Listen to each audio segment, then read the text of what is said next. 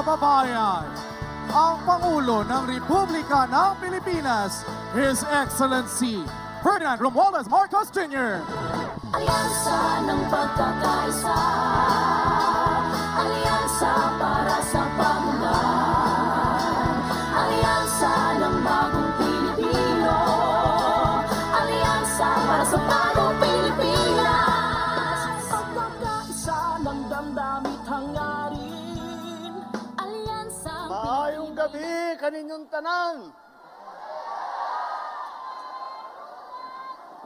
Parang na in the mood pa rin kayo dahil nakikita ko sa ngiti ninyo, parang Valentine's Day pa rin. Sana ang pagmamahal na ipinapakita natin pag Valentine's Day, wag lang naman sana sa araw ng puso. Dapat araw-araw natin ipinapakita yan.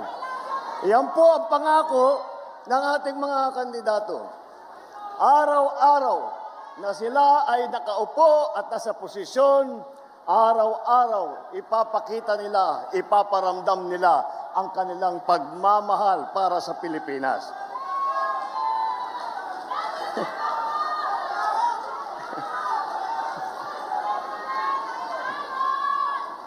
Alam niyo po, nakakagulat kung minsan na ay pagka nagsimula ulit ang halalan, ang campaign period, nagugulat po kami na parang napakabilis. Ngunit nandito uli po tayo.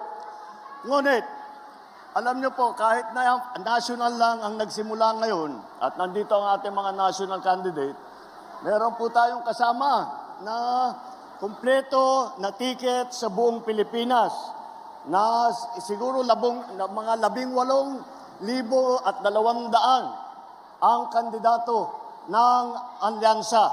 At yan po ay buong buo, solid na solid, kagaya po ng ating mga kandidato para sa senador. Bakit po ganun? Bakit yung ibang partido, bakit yung ibang magnagsasama ay hindi makapagbuo ng mabigat na tiket?